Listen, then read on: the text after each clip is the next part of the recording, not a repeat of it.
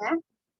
Nah, jadi kemarin di pertemuan terakhir, bimbingan terakhir kita udah belajar tentang himpunan, di mana kita punya banyaknya anggota himpunan, kemudian kita punya hubungan operasi himpunan, irisan, kemudian subset, dan lain sebagainya. Nah, sekarang kita akan belajar relasi dan fungsi. Tapi sebelum itu, Umi akan kenalkan satu operasi lagi dalam himpunan, namanya cross product. Ini yang nantinya akan kita jadikan definisi setelah ini. Jadi cross product itu kalau kita punya dua himpunan A dan B, kemudian Umi punya cross produknya, itu artinya apa sih? Ini cross product itu artinya adalah kalau kalian punya simbolnya itu kayak perkalian gitu ya, A cross B gini. Jadi mirip perkalian, dibaca dengan A cross B, kemudian dia isinya adalah himpunan pasangan berurutan. Jadi bukan berisi perkalian ya, tapi pasangan berurutan. Jadi disandingkan antara anggota A dengan anggota B, tapi harus urut. Anggota A itu ditulis pertama, anggota B baru di belakangnya. Nah, jadi di sini semua AB, di mana A-nya anggota A dan B-nya anggota B, itu disebut sebagai A cross B.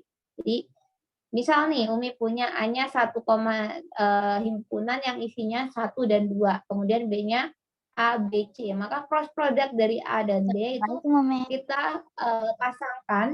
kita pasangkan semua anggota himpunan A, satu anggota himpunan A dengan semua anggota B, dan di sini kita punya 1 dengan A, 2 dengan A, kemudian 1 dengan B, 2 dengan B, 1 dengan C, 2 dengan C. Nah, di sini itu disebut sebagai A cross B. Jadi semua pasangan di mana yang depan adalah anggota A dan yang di belakang adalah anggota B.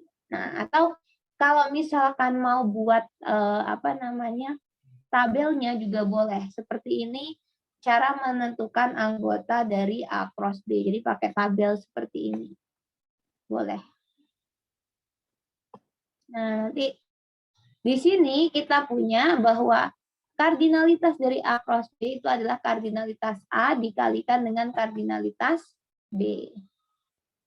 Nah, kalau di himpunan kan kita nggak boleh 1,1 ya. Himpunan 1, 1 itu nggak ada. Tapi kalau di cross product kita punya kurung biasa 1, 1 itu ada ya. Jadi di sini yang penting 1 yang depan itu anggota A dan 1 yang belakang anggota B itu boleh ditulis 1,1. Kalau di cross product, yang penting mereka dari asal satunya itu berbeda, satunya dari A, satunya dari B. Oke, sampai sini ada pertanyaan untuk cross product, Solihah? Any question please? Belum ada, Umi. Belum ada. Oke, Umi lanjutkan ya. Setelah kita belajar cross product, Umi akan definisikan apa itu relasi. Nah, ini relasi itu kalau kita pelajari secara bahasa itu artinya sebuah hubungan, Solihah. Nah, di sini kalau definisi matematikanya, relasi itu adalah subset atau sembarang subset dari A cross B. Sehingga di sini kita punya, kalau Umi punya himpunan kosong pun, karena kita kemarin waktu belajar himpunan punya sifat bahwa himpunan kosong itu subset dari semua himpunan, maka himpunan kosong pun merupakan relasi. Jadi di sini relasi adalah sembarang subset dari A cross B. Jadi sembarang hubungan ya kita bentuk dari A cross B. Dan nggak harus bermakna di sini ya, di matematika relasi nggak harus bermakna. Nah, di sini kita punya A, B, kan tadi kan cross product kan isinya himpunan anggota-anggotanya kan A, B, di mana A-nya anggota A dan B-nya anggota B kan. Nah, ini kalau dia anggota R, maka dia dinotasikan sebagai ARB atau A berelasi dengan B oleh R. Nah, relasi R itu nanti kita definisikan ya, entah itu menyukai, membenci, atau sebagainya. Himpunan A disebut sebagai daerah asal ya. Jadi himpunan A disebutnya sebagai domain atau daerah asal, sedangkan himpunan B disebut dengan daerah kodomain atau tujuan.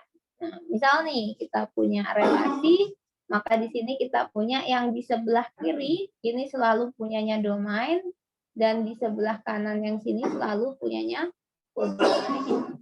Sampai sini cukup jelas ya. Ini pelajaran SMP kelas 8. Kayak yang kelas 7 bisa dipahami? Bisa diikuti? Yang kelas 7 ada yang masuk nggak? Insya Allah bisa ya. Next, contohnya. Nah nih, Umi punya A adalah himpunan nama-nama orang nih. Ada Aan, Gusti, Budi, Ratih, Vivi, dan Firda. Kemudian B itu pelajaran, ada matematika, fisika, kimia, ekonomi, dan bahasa Inggris. Kemudian kita di sini mau membuat sebuah hubungan. Relasi R didefinisikan sebagai relasi menyukai. Nah, misalkan Umi punya seperti ini. R adalah himpunan ini. Maka dalam kurung AA, matematika ini kan salah satu bentuk dari cross product A dan B ya. Nah, di sini artinya kalau dia itu disandingkan dengan matematika, maka artinya di sini Aan menyukai matematika. Kemudian Aan menyukai bahasa Inggris, Budi menyukai ekonomi, Ratih menyukai fisika, Firda menyukai kimia, Vivi menyukai bahasa Inggris. Nah, di situ ini cara penulisan menggunakan himpunan pasangan terurut atau cross product tadi. Nah, tapi ada nggak Mi penulisan lain? Nah, di sini ada representasi relasi dalam penulisan lain. Kalau ini dalam cross product atau himpunan pasangan berurutan, kita punya representasinya menggunakan diagram panah seperti ini. Nah, jadi ini yang sering kalian pelajari waktu SMP. Nah, di sini kita punya Aan di sini berrelasi dengan matematika dan juga bahasa Inggris. Maka kita kasih panah. Nah, di sini panahnya dari A ke B ya. Jadi harus ada tanda panahnya, nggak cuma garis doang. Nah, di sini Aan ke matematika, Aan ke bahasa Inggris. Kemudian Gusti nggak ada. Nah, kemudian Budi ke ekonomi, Ratih ke fisika, kemudian Vivi ke nggak ada, ke bahasa Inggris, Firda ke kimia. Nah, ini menyatakan relasi dalam sebuah diagram panah. Jadi diagram panah itu bentuknya seperti ini. Nah, jadi kita udah punya dua nih. Satu dinyatakan sebagai himpunan pasangan terurut, kemudian satunya lagi menggunakan diagram panah. Sampai sini cukup jelas? Bisa dilanjutkan? Bisa, ada poin? Oke. Next, apa itu fungsi? Nah, inilah inti dari kita. Sebenarnya relasi itu cuman intro aja. Sebenarnya kita nggak akan belajar relasi itu lebih dalam, kita akan lebih dalam di fungsi. Kenapa, Mi? Karena nanti kita akan fokus ke komposisi dan inverse fungsi sebenarnya. Nah, di sini apa itu fungsi? Fungsi itu adalah sebuah relasi. Nah, jadi fungsi itu relasi tapi ada sifat khususnya. Apa sifatnya, Mi?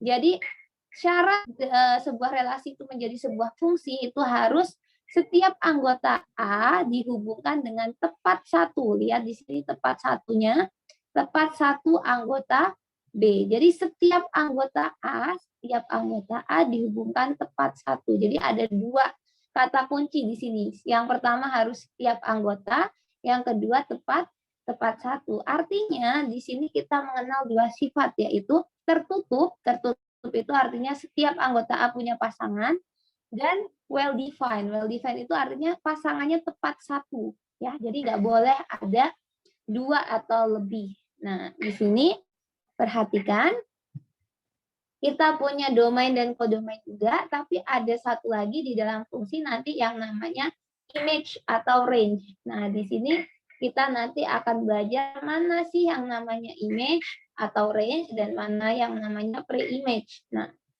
di sini kita punya kalau Umi punya diagram panah seperti ini dinamakan sebagai A itu sebagai domain. A sebagai domain, kemudian di sini Umi punya B itu sebagai image. Jadi B ini itu image. Tapi B ini itu kita punya kodomain. Nah, nanti himpunan BB yang ada pasangannya di A, itu nanti disebut sebagai range. Ya, range itu kumpulan BBB anggota B yang punya pasangan di A. Karena nggak semua anggota B itu harus punya pasangan kalau fungsi. Tapi kalau anggota A itu semuanya harus punya pasangan. Oke, jadi kita punya image itu adalah subset dari B. Dan pre-image apa? Pre-image adalah anggota A yang punya pasangan di B. Jadi kita punya pre-image. Nah, yang di pre-image B apa di sini? Yaitu A. Sampai sini, have you get the point? Yes, Umi. Oke, Umi move on. Nah, fungsi dapat dispesifikasikan dalam berbagai bentuk. Jadi nanti dalam bentuk penyajiannya di Olimpiade itu ada beberapa macam. Yang pertama menggunakan himpunan pasangan berurut seperti yang Umi punya cross product di depan tadi. Nah, jadi Umi punya himpunan pasangan berurut. Kemudian Umi punya sebagai bentuk, nah ini biasanya kita sebutnya fungsi sebagai bentuk aljabar ya. Ini aljabar, boleh. Ya, jadi formula dalam bentuk rumus. Kemudian kata-kata, misal F adalah fungsi yang memetakan kode binar ke dalam kode desimal. Ini bentuk kata-kata.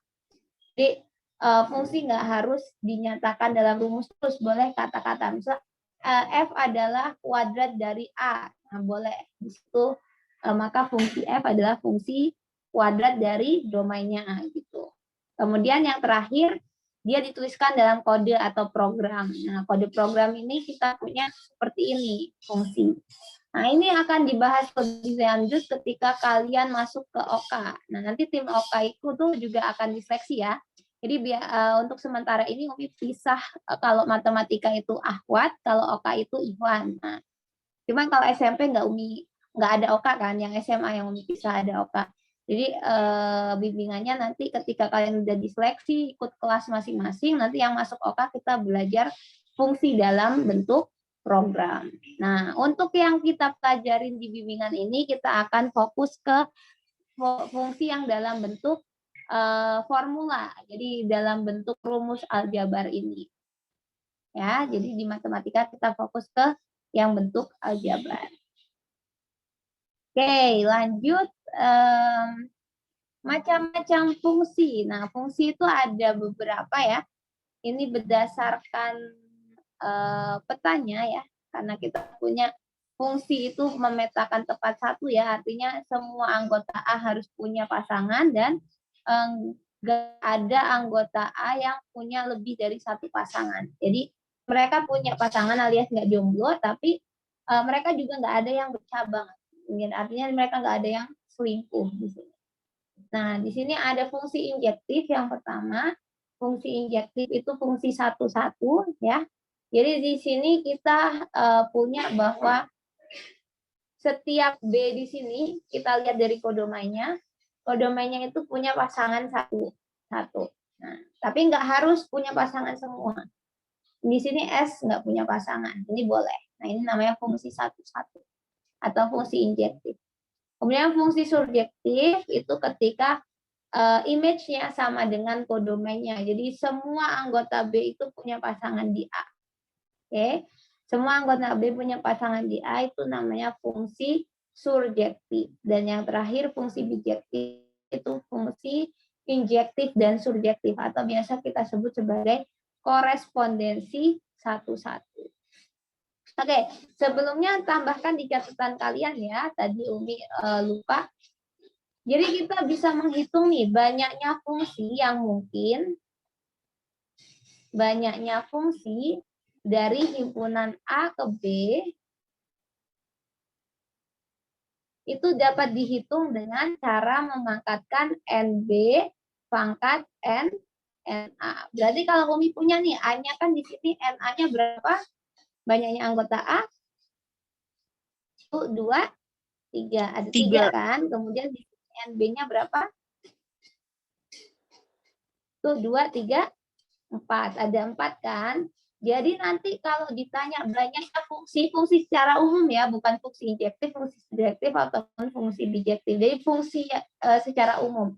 Yang penting fungsi gitu. Nggak harus dia bentuknya injektif, subjektif atau bijektif. Nah, kalau Umi punya ditanya banyaknya fungsi yang mungkin dari himpunan A ke himpunan B, maka kita bisa pakai rumus ini, yaitu NB berarti 4 pangkat NA, 4 pangkat 3. Jadi banyaknya fungsi yang mungkin dari A ke B adalah NB dipangkatkan NA. Sampai sini bisa dimengerti penjelasan Umi? Bisa, Umi. Oke. Selanjutnya apa, Mi? Selanjutnya Umi akan kasih tahu kalau sekarang Umi tambah syaratnya, yaitu banyaknya fungsi bijektif. Nah, tadi kan cuma fungsi secara umum nih, fungsi yang penting dia masuk ke fungsi, yaitu relasi yang well defined dan tertutup. Nah, sekarang Umi punya banyak fungsi bijektif dari A ke B, ada rumusnya nggak, Mi? Ada, Salihah. Kenapa?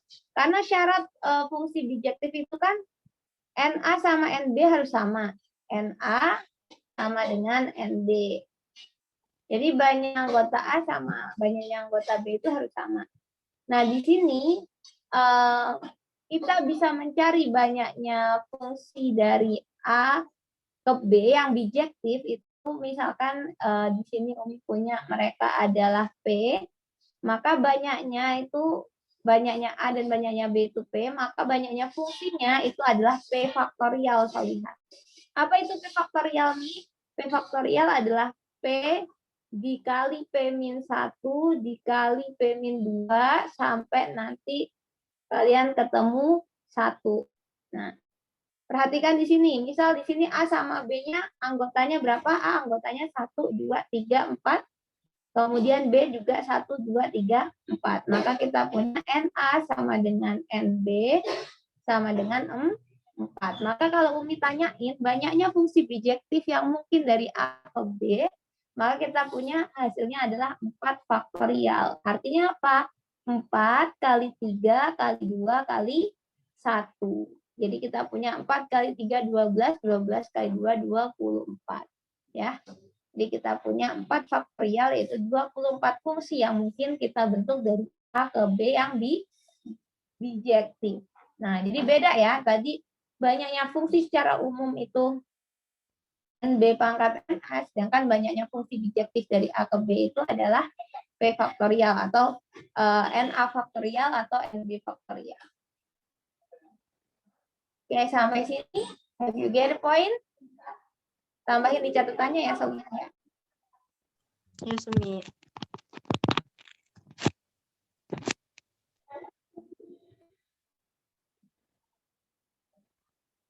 Oke, yang selanjutnya Umi punya fungsi inverse. Nah, ini our main topic sebenarnya ya. Jadi di sini kita akan membahas fungsi inverse. Nah, jika F merupakan fungsi bijektif, nah jadi syarat kita punya fungsi inverse. Nah, jadi beda nanti antara inverse fungsi dan fungsi inverse. Jadi kalau inverse fungsi itu inverse dari sebuah fungsi, nggak harus jadi fungsi lagi, bisa juga inverse-nya itu berbentuk relasi aja yang bukan fungsi. Tapi kalau kita berbicara fungsi inverse itu berarti inverse-nya itu merupakan fungsi juga. Nah, di sini kita punya syarat untuk punya fungsi inverse itu kita harus punya fungsinya adalah bijektif atau berkorespondensi satu-satu. Maka kita dapat menemukan fungsi balikan yang dinamakan sebagai F inverse. F pangkat negatif 1. Nah, ini yang kelas 10 tuh lagi belajar ini nih, anget-angetnya dengan Umi Yunda ya, yang di reguler.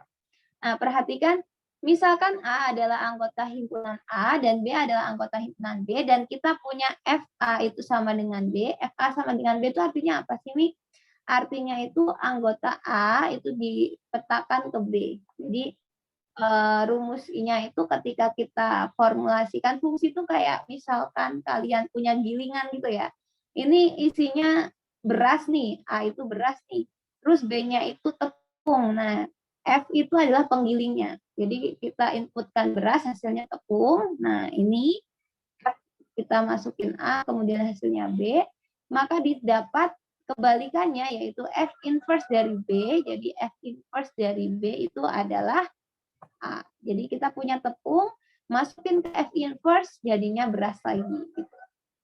Nah, itu untuk fungsi inverse. Nah, apa yang bisa kita pelajari di sini? Perhatikan. Misal Umi punya A, B, C seperti ini. Kemudian B-nya 1, 2, 3 seperti ini. Dan fungsinya didefinisikan sebagai A di petakan kedua, B di petakan ketiga, dan C di petakan ke-1. Maka Umi punya F inverse itu adalah 1 dipetakan ke C, 2 dipetakan ke A, 3 dipetakan ke B. Jadi cuma kebalikan kalau misalkan di himpunan pasangan terurut, tinggal kita balik aja posisinya ya. Jadi kalau di sini F itu dari A ke B, berarti F inverse itu kebalikannya, yaitu dari B ke A. Fungsi dari B ke A. Nah, contoh nih, Mi kalau dalam rumusnya kayak gini gimana, Mi? Nah, perhatikan di sini. Umi punya fungsi yang aku fx sama dengan 2x per 1 plus x. Berapakah nilai dari f inverse x? Nah, pertama kita harus misalkan dulu nih. Nah, tadi kan kita misalkan fa sama dengan b, kemudian kita dapat f inverse b sama dengan a. Nah, maka di sini kita punya fx sama dengan y. Berarti kita punya x sama dengan f inverse dari y. Nah, perhatikan kalau Y sama dengan Fx dan Fx sama dengan 2X per 1 plus X, maka kita punya Y-nya sama dengan 2X per 1 plus X. Kemudian kita kalikan 1 plus X di kedua ruas, maka kita punya ini, Y kali 1 plus X sama dengan 2X. Kemudian setelah dapat ini, kita kalikan Y dengan 1 plus X, maka kita punya Y kali 1 itu adalah Y, kemudian Y kali X adalah YX sama dengan 2X. Kemudian kita kumpulkan di satu ruas seperti ini. Setelah itu kita lihat di sini ada dua yang punya X. Nah, di sini maka kita nyatakan dalam X, kita punya Y minus 2 dikali X sama dengan minus Y. Maka X-nya berapa? X-nya kita bagi dulu.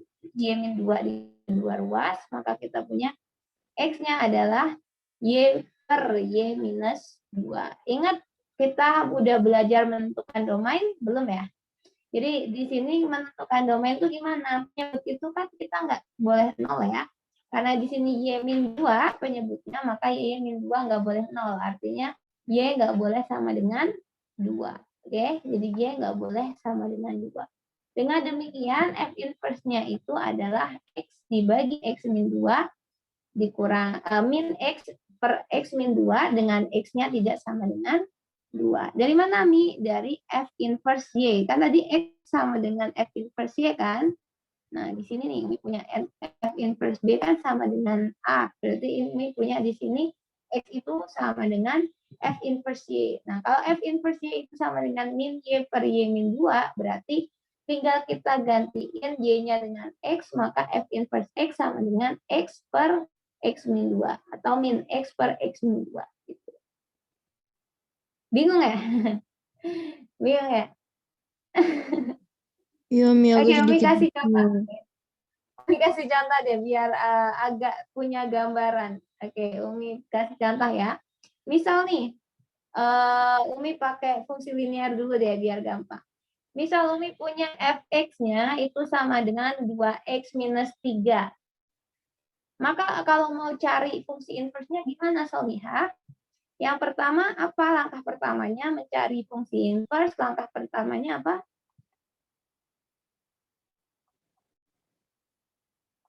Langkah pertamanya 1, yaitu memisalkan Y-nya sama dengan fx. Jadi misalkan Y sama dengan fx. Kemudian berarti kita punya apa kalau Y-nya sama dengan fx? Y sama dengan 2x minus 3.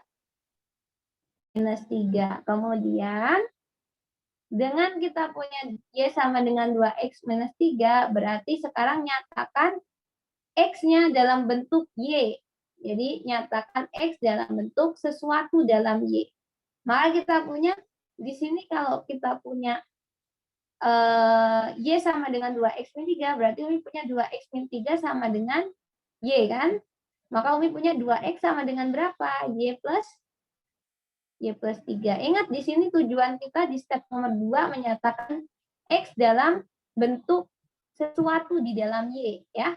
Jadi kita punya 2X sama dengan Y plus 3, maka X-nya berapa? X-nya sama dengan Y plus 3 dibagi 2. Nah, karena tadi kita punya Fx-nya sama dengan Y, maka F inverse Y sama dengan X. Nah, karena kita punya X-nya ini, berarti kita punya F inverse Y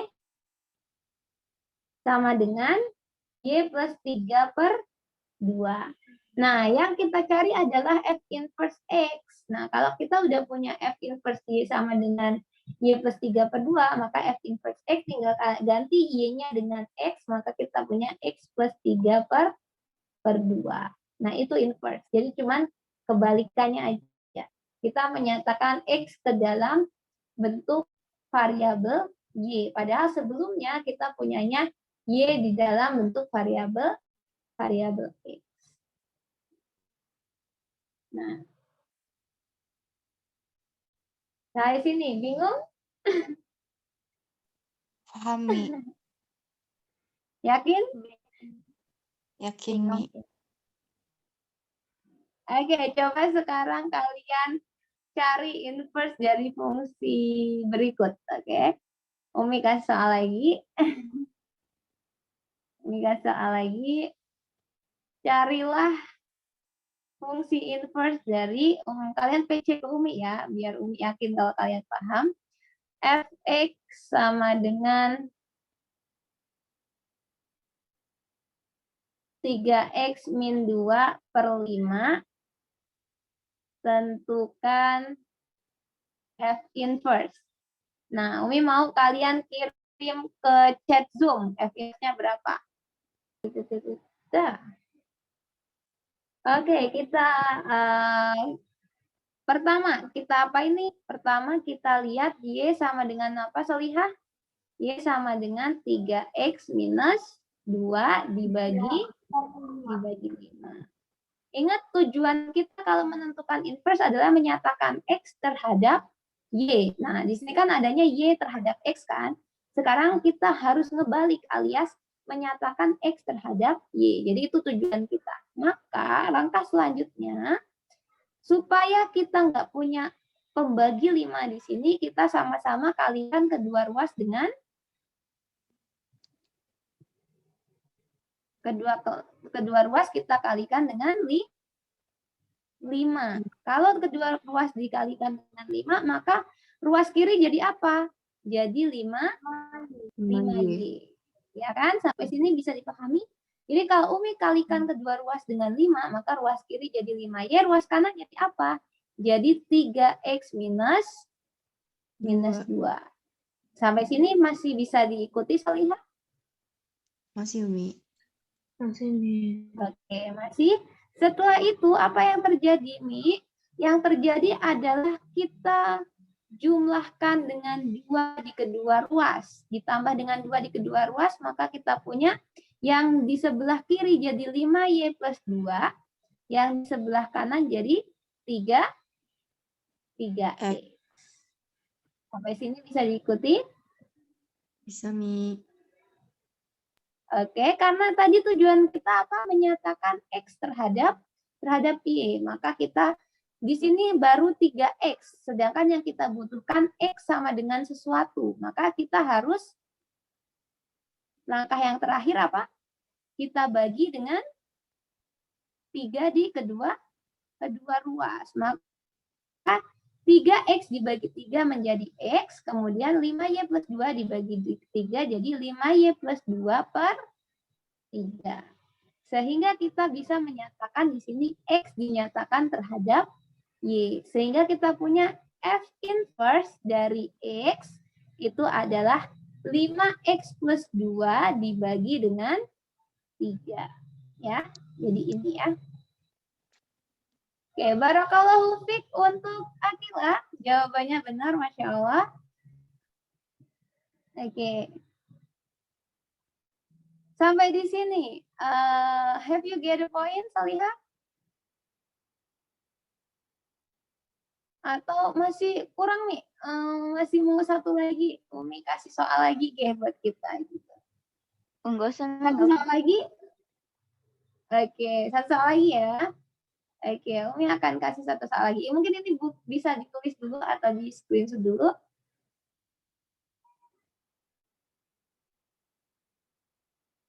Oke, satu soal lagi yang mirip ya dengan ini.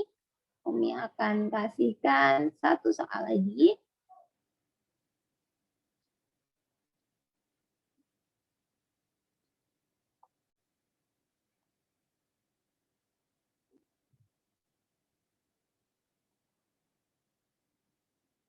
Perhatikan di sini. Umi punya GX sama dengan 5X minus 7 dibagi 3X. Tentukan G inverse X. Yuk, boleh dicoba dulu. Umi kasih waktu 5 menit buat mencoba. 2, 1. Oke. Ya, jadi itu untuk apa? Jawabannya ada satu orang yang mengirim, yang lain belum ngirim. Oke, yuk kita bahas bareng-bareng gimana caranya. Y, ayo dibuka mikrofonnya Solihah. Y sama dengan 5X minus 7 dibagi dengan 3X. Nah, supaya kita punya 3X ini tidak menjadi penyebut, maka kita kalikan berapa? 3. Kita kalikan dengan 3X di kedua ruas. Jadi dikali 3X di kedua ruas. Yang sebelah kiri dikali 3X menjadi 3X XY. Ya. Yang di sebelah kanan dikali 3X jadi 5X min 7. Oh ya, Umi lupa. Di sini harus ada syarat X tidak boleh sama dengan 0. Ya, kenapa? Karena ini menentukan domainnya. Ingat penyebut itu nggak boleh 0. Kalau di sini penyebutnya memuat X di sini, maka di sini X tidak boleh sama dengan 0. Karena kalau 0 berarti nanti 3X jadi 0 juga. Nah, sehingga kita nggak boleh penyebut itu 0. Makanya di sini ada namanya domain. Domain itu sesuatu yang membuat fungsinya jadi terdefinisi. Nah, di sini kita harus ada syarat X nggak boleh sama dengan 0. Kemudian di sini kita punya 5X min 7 sama dengan 3XY. Nah, beda dengan yang tadi. Sekarang kita kumpulin. Kita kumpulin X bersama X. Oke? Kita kumpulin X-nya bersama X. Dengan cara gimana, Mi? Kita kumpulin dengan caranya adalah boleh dengan kita kurangi 5X di kedua ruas. Nah, jadi biar 5X yang di sebelah kanan nggak ada, jadi kita kurangi 5X di kedua ruas. Sehingga di sebelah kiri jadi 3XY minus 5X. Kemudian di sebelah kanan jadi minus 7 aja. Nah, setelah itu kan yang kita niatkan kan mau menyatakan X-nya ya. Berarti X, di sini kita punya 3Y minus 5 sama dengan minus 7. Nah, supaya jadi X, maka kita punya harus dibagi dengan 3Y minus 5 di kedua ruas. Sehingga kita punya X sama dengan min 7 dibagi 3Y minus 5. Nah, supaya tidak 0, 3Y minus 5 berarti Y-nya nggak boleh sama dengan positif 5/3. Karena kalau Y-nya 5/3, kalau kita substitusikan ke sini, dia jadi 0 penyebutnya, alias 3Y minus 5-nya jadi 0. Makanya di sini Y tidak boleh 5/3. Ini dari mana sih dapat Y tidak boleh jadi 5/3? Kan kita punya 3Y minus 5 nggak boleh sama dengan 0 kan ya. Maka kita punya 3Y nggak boleh sama dengan 5, maka kita punya Y nggak boleh sama dengan 5/3. Dari sini Solihah asalnya, kenapa Y nggak boleh sama dengan 5/3? Karena penyebut itu nggak boleh 0. Sehingga jawabannya kita punya G inverse dari X itu adalah min 7 dibagi 3X minus 5. Dengan X-nya nggak boleh sama dengan 5/3. Sampai sini, have you get the point? Ya, Sumi. Ya, Sumi. Oke, untuk yang soal kedua ini belum ada yang benar ya yang jawab tadi ya.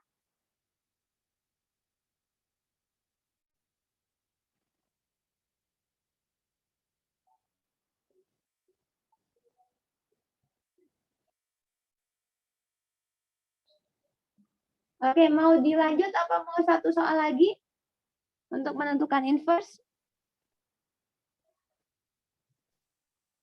Satu soal, Mi. Satu soal lagi. Oke. Satu soal lagi. Ini kasih satu soal lagi ya.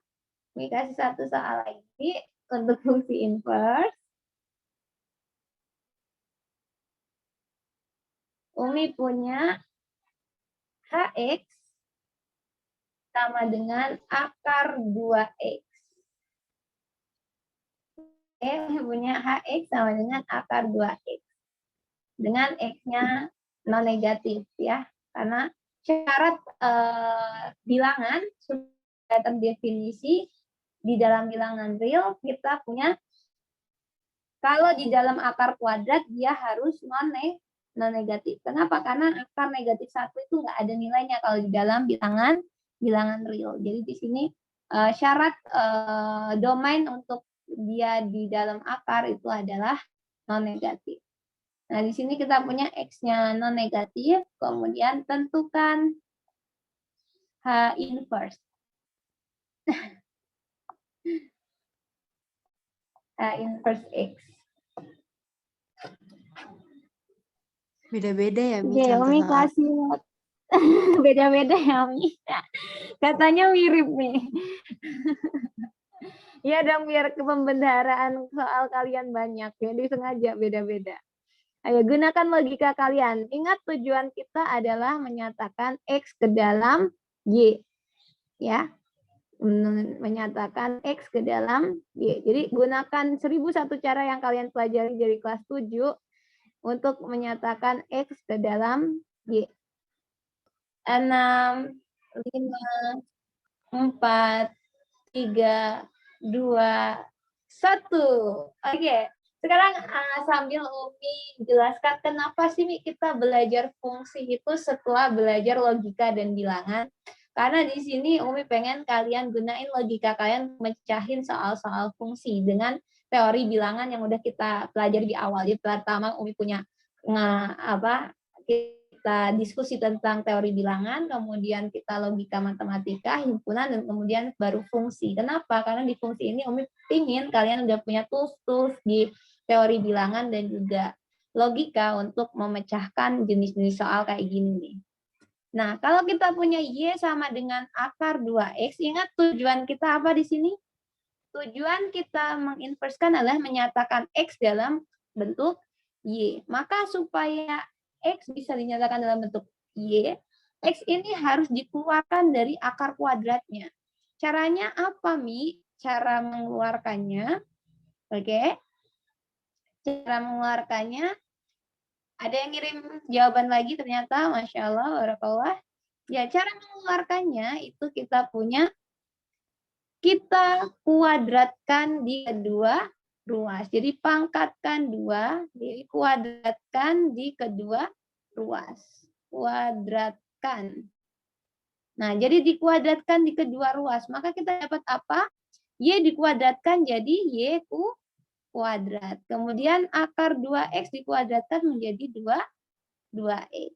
Nah, setelah itu kita punya y kuadrat sama dengan 2x. Maka x-nya sama dengan berapa? X-nya sama dengan, kita tinggal gampang di sini, dibagi 2 di kedua ruas. Kita bagi 2 di kedua ruas, maka kita punya x sama dengan y kuadrat per 2.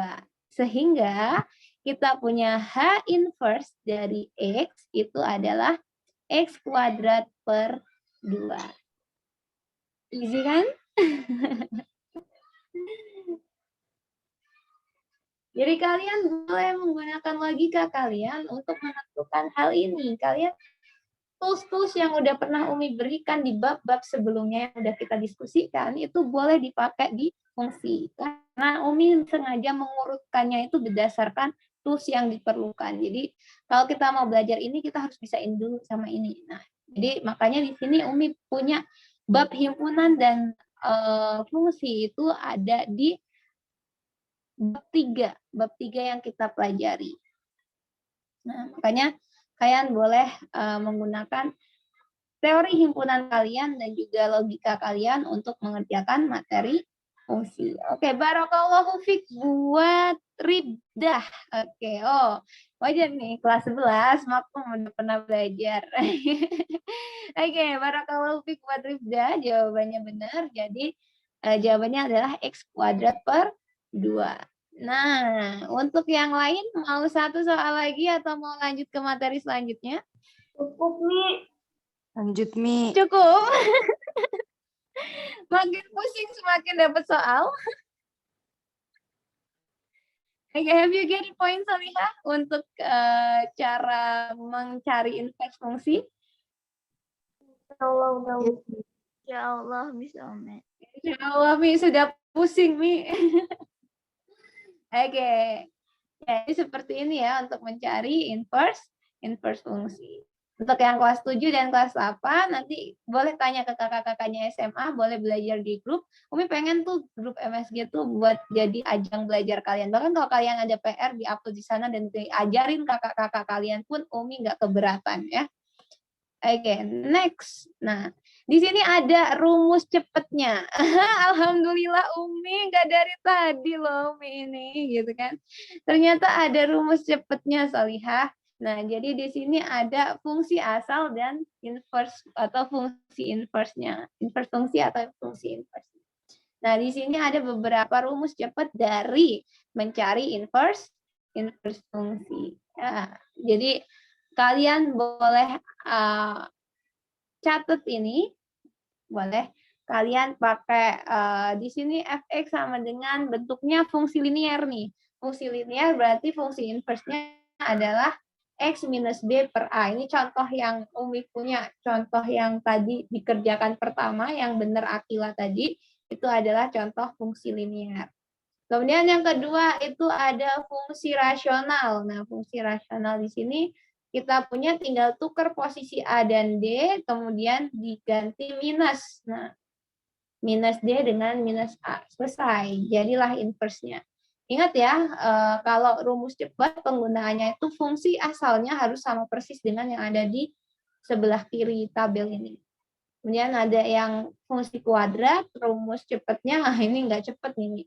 Rumus cepatnya adalah rumus ABC dari fungsi kuadratnya itu. Kemudian di sini ada fungsi logaritma, maka kita lawannya fungsi inversnya adalah eksponensial. Kemudian kalau fungsi eksponensial, lawannya adalah fungsi logaritma. Itu semacam-macam fungsi khusus dan fungsi inversnya. Jadi ini fungsi asalnya dan ini fungsi inversnya. Menarik ya, Masya Allah. Barakallah. Makin pusing nih ngeliatin ini, Mi. Nah, jadi contoh penggunaannya tadi kan Umi punya fx sama dengan 2x minus 3 ya. Berarti kalau Umi punya fx sama dengan 2x minus 3 itu kan sesuai dengan fungsi yang pertama nih. Berarti f inverse x itu tinggal kita gunain ini. X minus b, ingat di sini berarti Umi punya x plus 3, karena ini minus 3, berarti di sini plus 3 dibagi dengan a. Berarti kita punya dibagi 2. selesai. Lebih cepat kan? Nah, ini ya namanya juga rumus cepat gitu kan. Nah, itu cara penggunaan tabel ini menggunakan fungsi asal dan fungsi inverse-nya. Jadi kita cocokin dulu. Oh, ini masuk fungsi yang mana ya? Terus udah cocok baru kita masukin ini adalah fungsi inverse-nya. Oke, sampai sini have you get the point untuk penggunaan rumus cepatnya? Ya, Umi. Umi, tapi yang akar 2 tadi pakai cara yang apa, Mi? Oh, yang ada ruang udah ada. Yang akar 2 ya, Solihah ya? Yang akar pangkat 2 tadi, yang Umi kasih contoh terakhir. Itu kan nggak ada di sini, berarti pakai logika Solihah.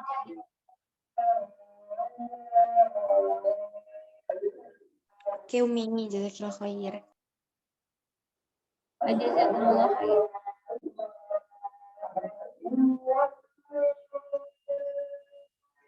Jadi kita dengerin aja dulu ya. Okay. So enough for this meeting. Jazakumullah khair for your attention, and then semoga kalian dimudahkan dalam belajarnya. Insya Allah sedikit-sedikit nanti kita ketemu luring ya. Insya Allah bulan depan Umi ajukan buat pertemuan luringnya. Kemungkinan tetap hari Sabtu, cuman untuk pagi, siang atau sorenya Umi kurang paham. Umi sih pengennya pagi sih, karena belajar matematika di siang hari itu agak ngenes, apalagi materinya materi olim gitu kan. Oke, so enough, Umi cukupkan. Umi mohon maaf apabila ada salah kata maupun perbuatan Umi yang kurang berkenan di hati kalian. Let's close our meeting by reciting hamdalah and doa kifaratul majlis. Alhamdulillahirabbil alamin. Subhanakallahumma wa bihamdika asyhadu an la ilaha illa anta astaghfiruka wa atubu ilaik. Oke, see you next meeting. Umi tutup. Wassalamualaikum warahmatullahi wabarakatuh. Waalaikumsalam warahmatullahi wabarakatuh. Jazakallah khair, Umi. Jazakumullah khair. Nice asar.